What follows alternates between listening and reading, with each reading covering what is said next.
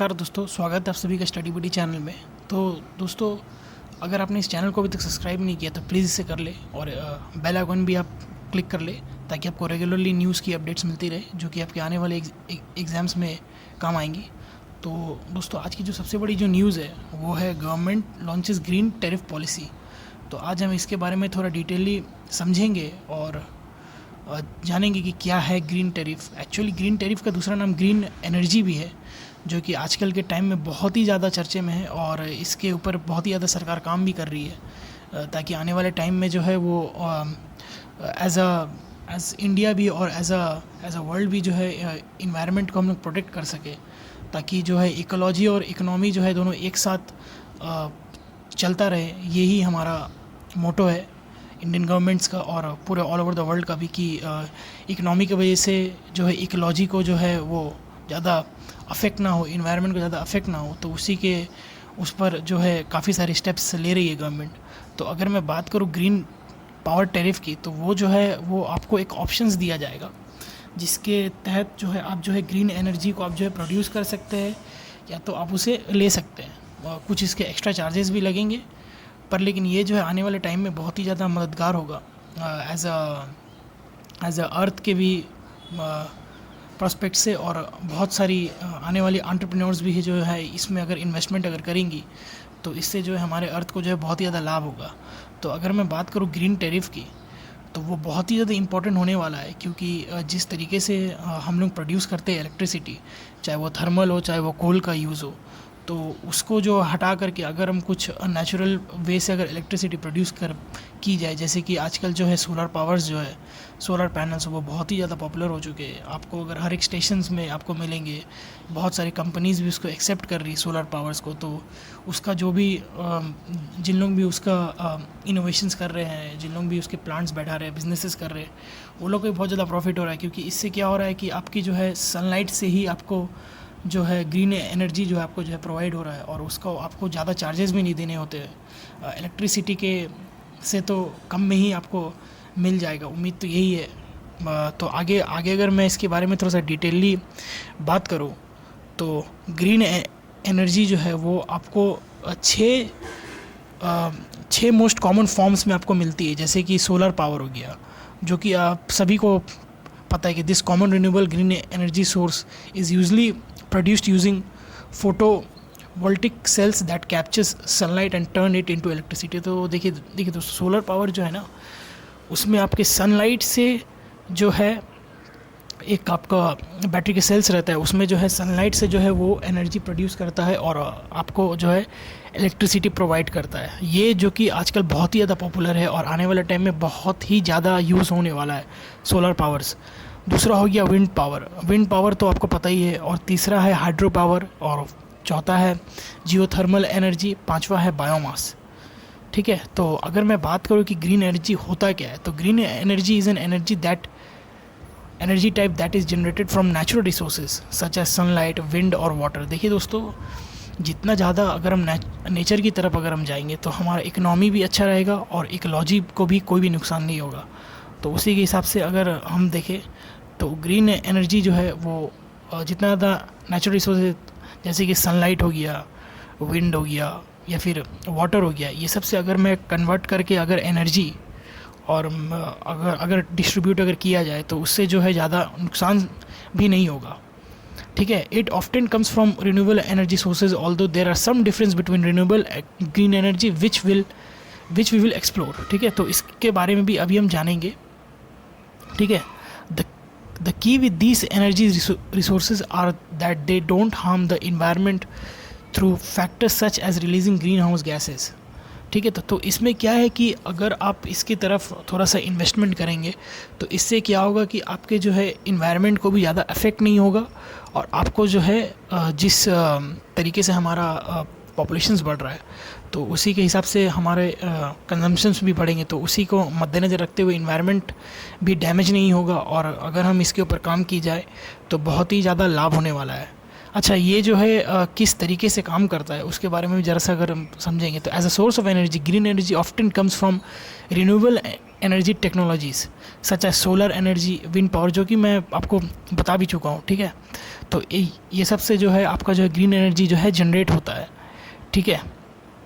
In order to be deemed green energy a resource can not produce pollution such as is found with fossil fuels. देखिए fossil fuels के संग दोस्तों दिक्कत ये है कि वो जो है बहुत ही ज़्यादा पोल्यूशन क्रिएट करता है। तो अगर आप ग्रीन एनर्जी की तरफ जाएंगे तो वो पोल्यूशन भी कम देगा, जिससे जो है अर्थ की जो है क्लाइमेट चेंजेस के ऊपर भी ज़्यादा इम्पैक्ट नहीं पड़ेगा, और जो है आपको जो है रेगुलरली आपको जो है एनर्जीज मिलती रहेंगी, ठीक है। This means that not all sources used by the renewable energy industries are green. For example power generation that burns organic material from sustainable forest may be renewable, but it is not necessarily green due to the CO2 produced by the process itself। तो उससे क्या होता है कि carbon की emissions बहुत ज़्यादा होती है। तो बहुत सारे ग्रीन एनर्जी जो है वो इन्वायरमेंट के लिए अच्छे नहीं भी होते हैं, ठीक है। तो आगे अगर हम बढ़ते हैं तो ग्रीन एनर्जी का जो इम्पैक्ट जो है वो आने वाले 5-10 सालों में बहुत ही ज़्यादा पड़ने वाला है, और सभी कोई इसको एक्सेप्ट इसको करेंगे, क्योंकि जिस तरीके से फैक्ट्रीज़ की डिमांड होती है इलेक्ट्रिसिटी की, और चाहे वो बड़े बड़े कंपनियाँ हो, बड़े बड़े स्टील प्लांट्स हो, बड़े बड़े फैक्ट्रीज़ हो, मिल्स हो, तो उसमें जो है ग्रीन पावर्स की बहुत ही ज़्यादा ज़रूरत पड़ने वाली आने वाले टाइम में, जिससे जो है उनका जो है कॉस्ट भी कम रहेगा, और जो है आपका आउटपुट भी ज़्यादा उनको मिलेगा थ्रू नेचुरल वेज से। तो अगर मैं टाइप्स की बात करूँ तो 6 कॉमन टाइप्स होते हैं। सोलर पावर हो गया, ठीक है, और फिर आपका विंड पावर हो गया, हाइड्रो पावर, ये सब से आप जो इलेक्ट्रिसिटी जनरेट कर सकते हैं, ठीक है। और फिर आपका जो हो गया जियोथर्मल एनर्जीज़ हो गई, ठीक है। फिर जाके बायोमास से भी आप इलेक्ट्रिसिटी जनरेट कर सकते हैं, बायोफ्यूल से भी आप एनर्जी जनरेट कर सकते हैं, ठीक है। अब देखिए दोस्तों, ये इंपॉर्टेंट इसलिए है क्योंकि green energy is important for the environment as it replaces the negative effect of fossil fuels. Fossil fuels का जो इफेक्ट जो पड़ रहा था ना दोस्तों इन्वायरमेंट में, वो बहुत ही ज़्यादा नेगेटिव इम्पैक्ट पड़ रहा था, जिसकी वजह से इन्वायरमेंट को बहुत ही ज़्यादा डैमेज उठाना पड़ रहा था। और आने वाले 5-10 साल में भी अगर इस तरीके का अगर इनोवेशन अगर सरकार अगर लाती और इसमें अगर काम अगर नहीं करती, तो आने वाले टाइम में इन्वायरमेंट को बहुत ही ज़्यादा नुकसान होता, और इसका भुगतान हम ही लोगों को भुगतना पड़ता, चाहे वो जानवर हो, चाहे वो इंसान हो, चाहे वो बर्ड्स हो, कोई भी हो। तो उसी के हिसाब से जो है इस ग्रीन एनर्जी को हम सबको को एक्सेप्ट करना चाहिए दोस्तों, और इसे जल्द से जल्द इसे फैलाना चाहिए, ताकि जो है ग्रीन हाउस गैसेस का भी थोड़ा सा इम्प्लीमेंट कम हो, और ग्लोबल वार्मिंग भी थोड़ा सा ख़त्म हो, और जो है हम लोग जो नेचुरल तरीके से हर चीज़ को जो है एक्सेप्ट करें, ताकि इन्वायरमेंट में भी ज़्यादा लॉसेस नहीं हो। ये देखिए दोस्तों, इस तरह का सोलर पैनल्स भी आपको देखने को मिलते होंगे बहुत सारे स्टेशंस में। अच्छा, अब क्या होता है दोस्तों कि ग्रीन एनर्जीज़ जो है वो बहुत ही जगह एक्सेप्टेड अब होने लग गई, जैसे कि बड़े बड़े बिल्डिंग्स हो गए हैं, या फिर ऑफिसेज हो गए जहाँ पर बहुत ही ज़्यादा इलेक्ट्रिसिटी की खपत होती है, वहाँ पर भी बहुत ज़्यादा हीटर्स चलते हैं वाटर वाले, और एसीज चलते हैं। तो उसमें भी जो है सोलर पैनल से अगर चलेंगे तो वो जो है आपका कार्बन एमिशंस थोड़ा सा कम करेगा, फॉसिल फ्यूल्स थोड़ा कम खाएगा, थर्मल वाले इलेक्ट्रिसिटी थोड़ा सा कम यूज़ होगी, और जो है हमारा जो है ग्रीन एनर्जी जो है वो भी आपका बहुत ही ज़्यादा इम्पैक्ट देगा। और ख़ास करके जो इंडस्ट्रीज़ जो है उसमें भी बहुत ही ज़्यादा इम्पैक्ट पड़ेगा, क्योंकि इंडस्ट्रीज़ को सबसे ज़्यादा बिजली की डिमांड होती है। तो hydrogen is now a large provider of renewable energy for the cement, iron, steel and chemical industry. देख रहे हो आप, तो हाइड्रोजन जो है अभी सबसे ज़्यादा प्रोवाइडर बन चुका है रिन्यूएबल एनर्जी का, चाहे वो सीमेंट की इंडस्ट्रीज़ हो, आयरन की हो, स्टील की हो, या फिर केमिकल की हो। तो वहाँ पर इलेक्ट्रिसिटी और एनर्जीज़ का कंजम्पशन बहुत ज़्यादा रहता है। और चाहे वो ट्रांसपोर्ट की बात की जाए, तो धीरे धीरे अगर हम ट्रांसपोर्ट में भी अगर हम इसे अगर ले करके आ जाएंगे, तो वो भी बहुत ही ज़्यादा इम्पैक्ट पड़ेगा दोस्तों। और क्या हम ये कह सकते हैं कि ग्रीन एनर्जी जो है वो आपका फॉसिल फ्यूल्स को रिप्लेस कर देगा? तो green energy has the capacity to replace fossil fuels in the future, however it may required varied production from different means to achieve this. देखिए दोस्तों, हर चीज़ के पीछे एक ये होता है कि आप जो है कितने स्केल्स में इसको करेंगे। अगर ग्रीन हाउस का अगर ग्रीन ग्रीन एनर्जी का अगर स्केल अगर बढ़ेगा तो ज़रूर से ज़रूर फॉसल फ्यूल को वो एक ना एक दिन रिप्लेस कर देगा, क्योंकि इसमें जो है आपका दो चीज़ें बहुत ही ज़्यादा ज़रूरी है। जैसे कि पहला हो गया कि लोगों का एक्सेप्टेंस, कि लोग इसे कितना अपना रहे हैं, और दूसरा ये हो गया है कि सरकार की पॉलिसीज़ जो कि इसे आने में ज़्यादा से ज़्यादा मदद करे और इसका स्केल बढ़ाने में ज़्यादा से ज़्यादा मदद करे। ठीक है, और आगे अगर हम बढ़ेंगे तो कैन इट बी इकोनॉमिकली वेबल। ज़रूर दोस्तों, ये बहुत ही ज़्यादा चीप रहेगा।